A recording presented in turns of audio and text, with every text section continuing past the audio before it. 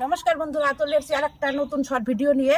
তো এর আগের দিন আপনাদের পাট শাক তোলা দেখিয়েছি, আর আজকে আমি দেখাবো পাট শাকের বড়া। তাহলে এবার আমি ব্যাটারটা গুলিয়ে নিই। দিয়ে দিচ্ছি বেসন, ময়দা, চালের গুঁড়ো, কালো জিরে, হলুদ, লবণ, আর দিচ্ছি কয়েকটা লঙ্কা ফাটিয়ে। দিয়ে দিচ্ছি জল,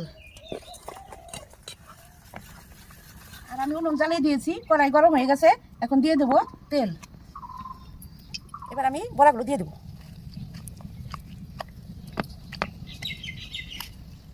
দিয়ে দিলাম তেলে।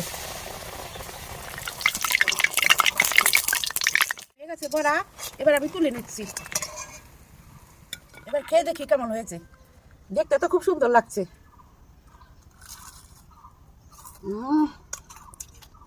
গরম, কি দারুণ হয়েছে খেতে।